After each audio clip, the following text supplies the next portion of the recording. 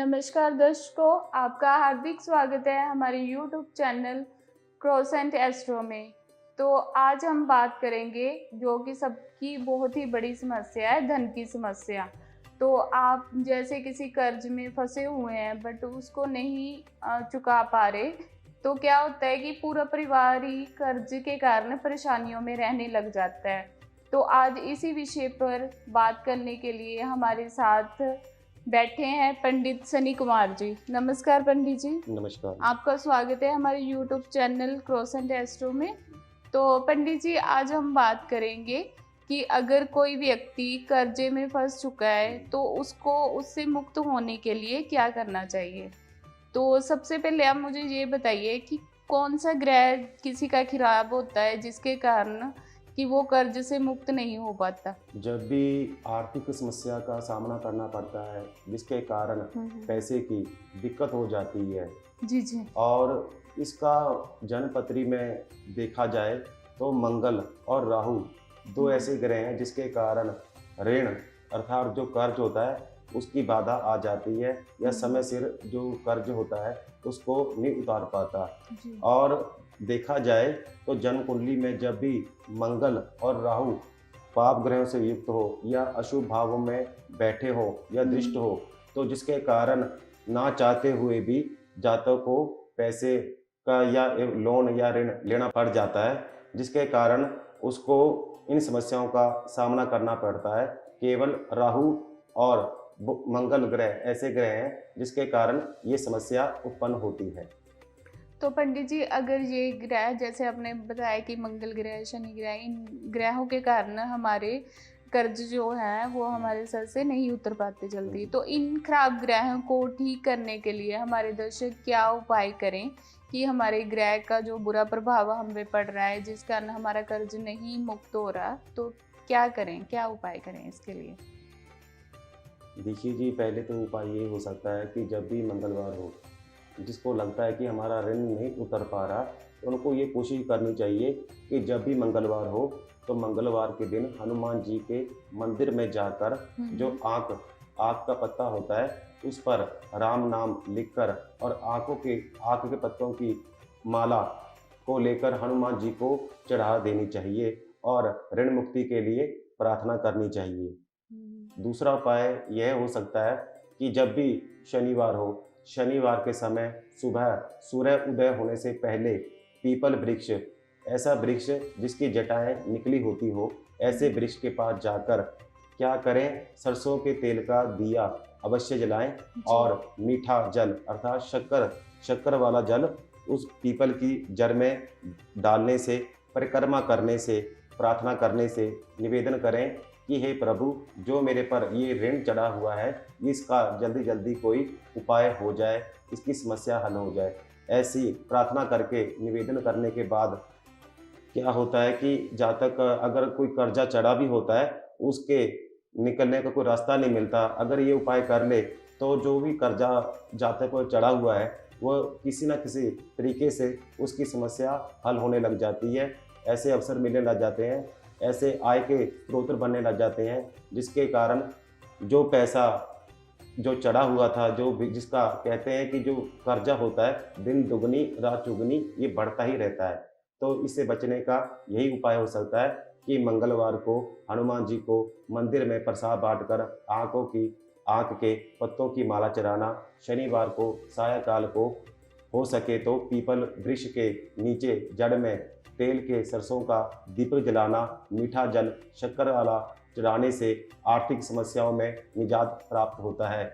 इसके अलावा कुबेर मंत्र का जाप करना, गणेश मंत्र का जाप करना एवं लक्ष्मी गायत्री का जाप करने से भी समस्याओं में काफ़ी हद तक आराम मिल जाता है। और कोशिश करनी चाहिए कि जब भी बुधवार हो तो बुधवार के दिन जहाँ भी देखा होगा अपने शिव परिवार में जहाँ शिव मंदिर होता है वहाँ पर गणपति महाराज की मूर्ति होती है, प्रत्येक बुधवार को थोड़ी सी दुर्वा अवश्य चढ़ानी चाहिए। जैसे दुर्वा को लेकर धोकर उसको गणपति महाराज को निवेदन करना चाहिए, बेनती करनी चाहिए कि महाराज ये जो हमारे पर ऋण चढ़ा हुआ है इसका जल्दी जल्दी समाधान हो, ऐसे ही प्रार्थना करनी चाहिए। पंडित जी, कर्ज मुक्ति के लिए हमें किन बातों का ध्यान रखना चाहिए?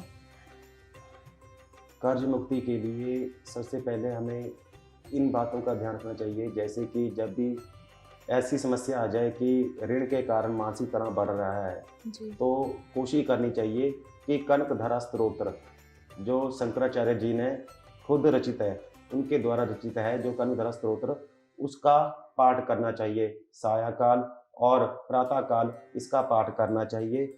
और हो सके तो जब भी शुक्रवार हो तो भिखारी आदि को कुछ ना कुछ मीठा, जैसे कि खीर आदि का प्रसाद बांटना, और छोटी बालिकाएं, जो छोटी लड़की होती हैं, कंजकें होती हैं, उनको फल मिठाई आदि देकर उनसे आशीर्वाद लेना चाहिए, जिससे कि दुर्भाग्य दूर हो सके और मनोकामना की पूर्ति हो सकेगी। ठीक है। पंडित जी, कई बार क्या होता है कि जाने अनजाने में हम कुछ ऐसी गलतियां कर देते हैं जो कि हमारे कर्ज से ना मुक्त होने का भी कारण बनती है। जो ऐसे कौन से वास्तु दोष हैं जिसके कारण हमारे जो कर्ज हैं वो हमारे सर से उतरते नहीं हैं, बल्कि दिन ब दिन और बढ़ते जाते हैं? तो प्लीज़ हमारे दर्शकों को बताइए कि कौन सी गलतियां हम ना करें, या कौन से वास्तु दोष हैं जिससे कि हम जल्दी कर्ज मुक्त हो सकते हैं। कर्ज मुक्ति के लिए सबसे पहले ये कोशिश करनी चाहिए कि जहाँ भी हमारा पैसा रखा जा रहा है, जैसे कि लॉकर, अलमारी, खजाना, जहाँ भी हम अपना पैसा रखते हैं, जी। लक्ष्मी रखते हैं, तो वहाँ पर कोशिश करनी चाहिए कि गणेश और लक्ष्मी, इन दोनों की फोटो अवश्य होनी चाहिए। और ये भी कोशिश करनी चाहिए कि एक तांबे का सिक्का लेकर लाल कपड़े में लपेट के लाल कपड़े में लपेट के जी। तांबे के सिक्के को जहाँ भी अपना खजाना रखते हैं, जहाँ भी हम पैसा आदि रखते हैं अपने लॉकर आदि में, वहाँ पर जरूर स्थापना करना चाहिए। और ये कोशिश जरूर करनी चाहिए कि घर में एक तो टूटे फूटे सामान, जैसे कि देखा होगा कि बिजली का सामान जो होता है टूटा फूटा, या जो घड़ी रुकी होती है, ये अशुभ मानी जाती है। घर में अगर जाले लगे होते हैं, ये अशुभ माने जाते हैं। घर में अगर देखा होगा कि टैंकी छत के पास पीपल आदि बरगद का कोई पेड़ अपने आप उग जाता है, जी। ये भी नेगेटिव माना जाता है, जिसके कारण व्यापार आदि में और धन का जहाँ पर लगे कि हाँ भी पैसा मिलने की उम्मीद है, उसमें बाधा आने लग जाती है। इसके अलावा माना जाता है कि लक्ष्मी की दिशा जो मानी जाती है, पश्चिम दिशा मानी जाती है। उत्तर पश्चिम, ये दो दिशाएं ऐसी हैं, और हो सके तो घर में भी अपना उत्तर दिशा और पश्चिम दिशा को हमेशा साफ सुथरा रखनी चाहिए। और घर में कोशिश करें कि लक्ष्मी माता की फोटो जिसमें भगवान विष्णु के चरण दबाती हो, ऐसे ही फोटो को अपने मंदिर में स्थापित करना चाहिए। और कुबेर गायत्री या हो सके तो गणपति महाराज का पूजा पाठ या एवं आरती स्तोत्र मंत्र का जाप करते रहना चाहिए। और हो सके तो घर में नकारात्मक दोष से बचने के लिए घर में वास्तु यंत्र की स्थापना करना, श्री यंत्र की स्थापना करने से भी घर में अगर ऋण के कारण समस्या बढ़ रही हो तो उसमें समाधान होने लग जाता है। तो पंडित जी, आपने बहुत अच्छा बताया है कि कैसे हम कर्ज से मुक्त। तो अब हमारे दर्शकों को बताइए कि ऐसे कौन से खास जो छोटे छोटे उपाय हैं जिनको अपना के हम जल्द कर्ज से मुक्त हो सकते हैं। कर्ज से मुक्ति के लिए हमारे धर्म शास्त्रों में, ज्योतिष शास्त्र में बहुत सारे उपाय बताए गए हैं। जैसी जिसकी समर्था उसी के अनुसार ये उपाय करनी चाहिए। जैसे कि पहला उपाय कर्ज मुक्ति के लिए कि हाँ भाई कर्ज से कैसे मुक्त हुआ जाए। पहला उपाय तो ये हो सकता है कि बुधवार के दिन, जब भी बुधवार हो, गौ माता को पेड़े, 2 पेड़े या फिर हरा चारा जरूर डालना चाहिए। इसके अलावा गणपति महाराज की प्रातःकाल और सायंकाल अवश्य पूजा पाठ एवं आरती आदि करनी चाहिए। और तीसरा उपाय यह हो सकता है कि सूर्य को प्रतिदिन अर्घ देना चाहिए, और अर्घ देने के समय गायत्री मंत्र का जाप करना चाहिए। इसके अलावा सोमवार के दिन जब भी आप शंकर जी के मंदिर में स्नान मत्था टेकने जाते हैं, तो शंकर जी को अभिषेक करने के बाद कभी भी मतलब कि जब भी आप जाएं तो दूध, चीनी, आटा या पतासे कुछ ना कुछ भोग जरूर चढ़ाना चाहिए। कभी भी मंदिर में खाली हाथ नहीं जाने चाहिए। कहा जाता है कि जो मंदिर में खाली हाथ आता है तो खाली हाथ ही जाता है। जब भी हम गुरु के पास जाते हैं या धार्मिक स्थल पर कहीं भी जाते हैं तो कभी भी खाली हाथ नहीं जाना चाहिए। जातक के हाथ में कुछ ना कुछ जरूर होना चाहिए। इसके अलावा कहा जाता है कि कनकधरा स्तोत्र के बारे में मैं आपको बता दूं, ये शंकराचार्य जी ने खुद लिखा था और गाया था।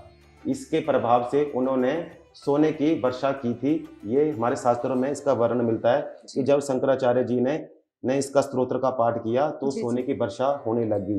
जी। तो कोशिश करनी चाहिए कि जो भी व्यक्ति कर्ज से, ऋण से मुक्त होना चाहते हैं, जो परेशान हैं, उनको जो पढ़ नहीं सकते वह क्या करें, केवल कनकधरा स्तोत्र का पाठ सुनने मात्र से ही जातक के अपने आप ही धन के संचय होने लग जाता है और धन के द्वार खुलने लग जाते हैं। और अपने आप को कोशिश ये भी करनी चाहिए कि घर में किसी तरह की मतलब गंदगी नहीं होनी चाहिए। कहा जाता है जिस घर में गंदगी का वास होता है वहाँ लक्ष्मी माता नहीं आती।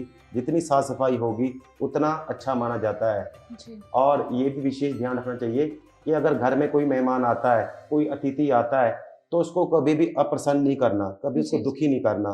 कहते हैं कि जो अतिथि मेहमान अपने घर में आता है और हमसे कुछ मांगता है जी। और बदले में हम उसे मना कर देते हैं, हमारे पास सामान होने के बावजूद भी हम उसको मना कर देते हैं, तो जब भी अतिथि दुखी या नाराज होकर जाता है तो कहते हैं कि जो अपना दुर्भाग्य है वह वहाँ पर छोड़ जाता है जी। और जो सौभाग्य है वहाँ का वो ले जाता है। इसलिए कहा जाता है अतिथि देवतो भव। जो अतिथि होता है देवता के समान होता है। जब भी अतिथि आए समर्थानुसार उसको प्रसन्न करके ही भेजना चाहिए।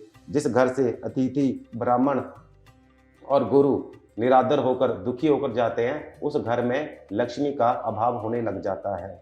आपका बहुत बहुत धन्यवाद पंडित जी, हमारे यूट्यूब चैनल क्रोसेंट एस्ट्रो की तरफ से कि आपने अपना कीमती समय हमें दिया। जी, आपका धन्यवाद। धन्यवाद।